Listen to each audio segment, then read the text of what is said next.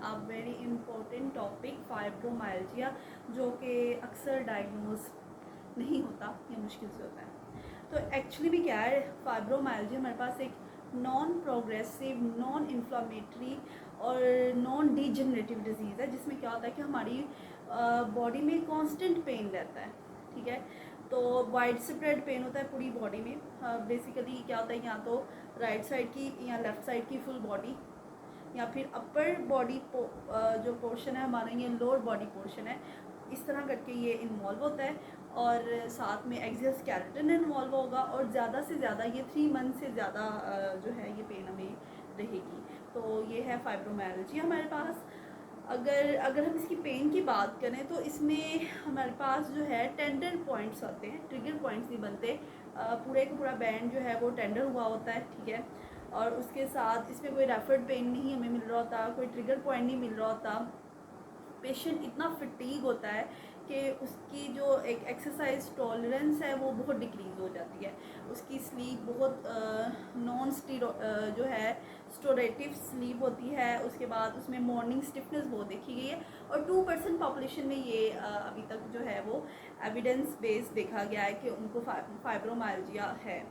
अगर हम बात करें तो इसकी कोई स्पेसिफिक एज या क्लास नहीं है कि फ़र्स्ट अटैक इसका कब है, लेकिन ज़्यादातर ये अर्ली टू मिडल एज में हमने नोट किया है कि फाइब्रोमाइल्जिया के केसेस जो हैं वो ज़्यादा हैं। मोस्टली हमारे पास कोई भी आरटीए, रोड ट्रैफिक एक्सीडेंट, या फिर कोई भी इन्फेक्शन, इन चीज़ों को जब हमने देखा, इसके बाद जो है फाइब्रोमाइल्जिया के जो केसेस हैं ज़्यादा देखे जाते हैं। अगर बात करें तो ज़्यादातर जो हमारे पास मस्कुलर पेन है वो हमारे पास स्कैपुला, हेड, चेस्ट और लोअर बैक में देखी गई है। इसके ना कुछ पॉइंट्स होते हैं, 11 to 18 पॉइंट्स होते हैं जिन स्पेसिफिक जिनमें पेन होती है। अगर हम अपनी फ्रंट व्यू से बॉडी को देखें तो ज़्यादातर 4-5 पॉइंट तो हमारे पास नेक में ही हैं, 2 पॉइंट्स एल्बो में हैं, 2 पॉइंट्स नी के पास हैं। अगर हम बैक व्यू से अपनी बॉडी को देखें तो ओसीपुट पे 2 पॉइंट हैं, हमारे ट्रेपीजियस पे 4 के पॉइंट्स हैं। इसके बाद नीचे हम अगर बात करें इलियक क्रस्ट में जो L4 L5 का लेवल है वहाँ पे, और इसी तरह हमारे ग्लूटियाई में लेटरली पॉइंट्स हैं इसके। तो ये कुछ इस तरह के, ये मैं यहाँ पे पिक्चर में आपको एक मेंशन भी कर देती हूँ वो पॉइंट्स के कहाँ कहाँ पे जो इसके हैं वो टेंडर पॉइंट्स हैं, जहाँ पे आपको जनरलाइज्ड इचिंग पेन फील होगी।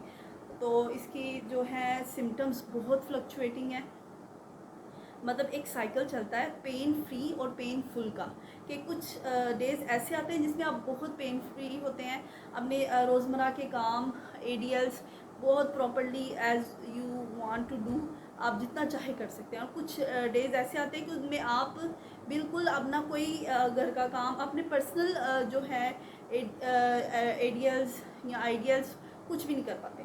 और इसी तरह ये साइकिल चलता है। अगर हम बात करें बेसिकली स्ट्रेस इसका एक बेसिक कंपोनेंट है जिसकी वजह से फाइब्रोमाइल्जिया पेशेंट्स में देखा जाता है, और वो स्ट्रेस किसी भी टाइप का हो सकता है। हमारे पास फिजिकल, इन्वायरमेंटल, इमोशनल तीनों तरह के स्ट्रेस देखे जाते हैं। अगर बात करें हम फिज़िकल स्ट्रेस की तो रेपिटेटिव वर्किंग जैसे पियानो, टाइपिंग, इस तरह की।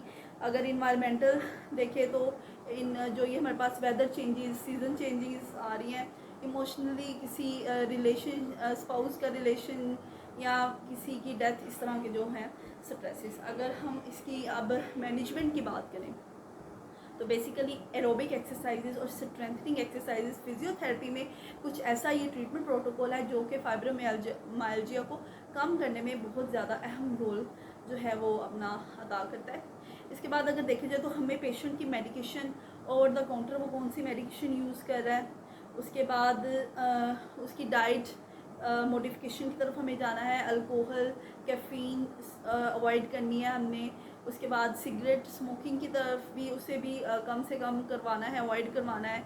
उसके बाद अगर हम बात करें तो और भी काफ़ी चीज़ें हैं जो इधर देखी जाती है, तो उन सब चीज़ों को कि अवॉइड, स्ट्रेस से किस तरह अवॉइड करना है, ये सारी चीज़ें हमने अपने ध्यान में रखना है ताकि फाइब्रोमाइल्जिया को जल्द से जल्द रिड्यूस किया जा सके। तो कमेंट में ज़रूर बताइएगा कि आपको मेरी आज की वीडियो कैसी लगी। होपफुली अच्छी लगी होगी, और फर्दर मैं आपके साथ अब प्रॉपरली वीडियो शेयर करती जाऊंगी। और भी लेक्चर्स हैं, उन्हें देखने के लिए हमारे चैनल को विज़िट करें। थैंक थैंक यू, अल्लाह हाफिज़।